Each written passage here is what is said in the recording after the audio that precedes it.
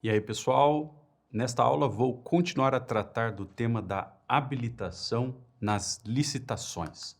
Eu já falei em outras aulas sobre os aspectos gerais, já tratei igualmente da habilitação técnica e agora tratarei da habilitação jurídica e outros critérios previstos na lei.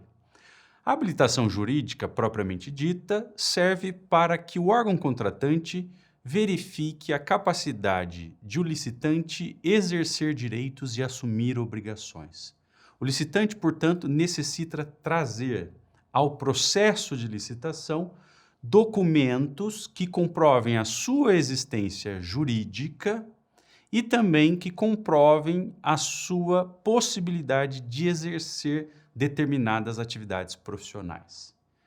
A lei de 2021 é bastante sucinta no tratamento da habilitação jurídica, mas é importante nós termos em mente que ela é clara ao restringir os documentos a essas duas necessidades, ou seja, a necessidade de comprovar a existência jurídica da pessoa e a necessidade de verificar se ela tem autorização para o exercício da atividade profissional. Uma terceira forma de habilitação, além da habilitação técnica e da habilitação jurídica, é a habilitação fiscal, social e trabalhista. De início, a nossa legislação, há muitas décadas atrás, falava apenas de irregularidade fiscal. Esse requisito foi aos poucos se ampliando e hoje nós falamos de habilitação fiscal, mas também social e trabalhista. E essa habilitação serve para verificar se o licitante está numa situação de irregularidade perante as fazendas federal, estadual e municipal, perante a Seguridade Social e o FGTS, perante a Justiça do Trabalho e também para verificar se o licitante respeita as normas sobre trabalho de menores, com base no artigo 7º, inciso 33 da Constituição da República. Notem que essa verificação do cumprimento de normas de trabalho de menores antes constituía um item próprio da habilitação. Na lei de 2021, esta questão passou a ser, esse aspecto passou a ser parte da habilitação fiscal, social e trabalhista. Vejam que o legislador permite a substituição dessa documentação de habilitação fiscal, social e trabalhista por outros meios de comprovação de irregularidade, desde que se respeite a legislação específica. E o quarto e último critério de habilitação é o econômico-financeiro. Nós, então, falamos, em último lugar, de habilitação econômico-financeira. E aqui a ideia é que se verifique a aptidão econômica do licitante para executar as obrigações do futuro contrato. A ideia do legislador é verificar, portanto, se o licitante tem recursos financeiros, tem saúde financeira na sua empresa para executar o contrato. E o edital de licitação, portanto, deve prever coeficientes e índices econômicos objetivos para essa mensuração. Notem que também aqui o legislador restringe a documentação que pode ser exigida dos licitantes. A lei diz muito claramente que a documentação de habilitação econômico-financeira se restringirá à exigência de balanço patrimonial, demonstrações de resultado e contábeis dos últimos 2 exercícios sociais e também à certidão negativa de falência, tá certo? Ainda no tocante à habilitação econômico-financeira, a lei de licitações faculta ao órgão contratante exigir uma declaração de um profissional da contabilidade, de um contador, para testar o atendimento dos índices previstos no edital. Também faculta a lei ao órgão contratante exigir a relação de compromissos do licitante que, de certa maneira, possam vir a diminuir a sua capacidade econômico-financeira. Vejam que aqui nós temos uma lógica semelhante àquilo que nós aprendemos na habilitação técnica. Na habilitação técnica também é possível exigir dos licitantes um compromisso, né? Ou melhor, uma relação dos compromissos que possam, de alguma maneira, comprometer a habilitação técnica. Aqui, no econômico-financeiro, a mesma coisa. O órgão contratante pode exigir essa relação de compromissos, tá certo? Além disso, a lei faculta ao órgão exigir capital ou patrimônio mínimo do licitante. salvo para compra com entrega imediata. Agora, há também um conjunto de vedações na legislação. A legislação proíbe que o órgão contratante exija valores mínimos de faturamento num determinado exercício social da empresa licitante, valores mínimos de rentabilidade ou de lucratividade. Então, não é possível condicionar a habilitação econômico-financeira a valores de faturamento, rentabilidade ou lucratividade.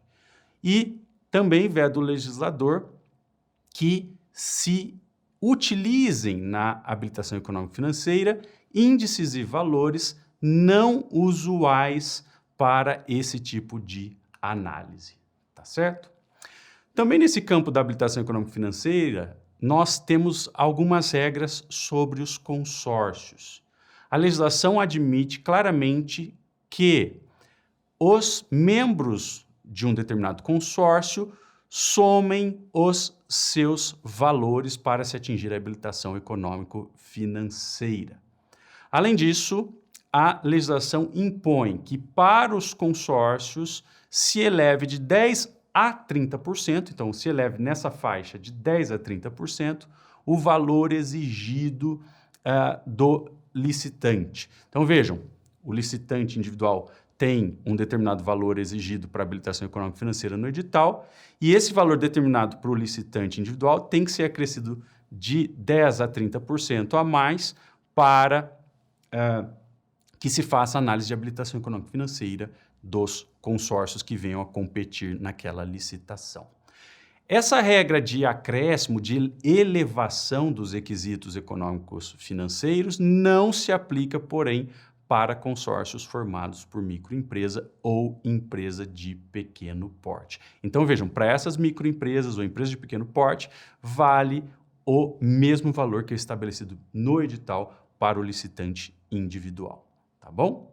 E outra coisa que eu já disse em relação a outros tipos de habilitação, a lei é clara ao afirmar que, em caso de substituição de um dos membros do consórcio, é preciso que os membros restantes ali no consórcio preservem os requisitos econômico-financeiros, tá certo?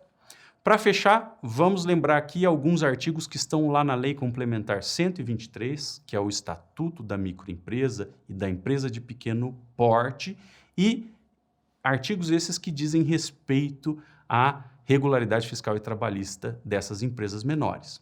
Vejam, a legislação cria um sistema favorecido para que essas empresas menores possam vencer licitações e acessar os mercados públicos, celebrar contratos com a administração pública.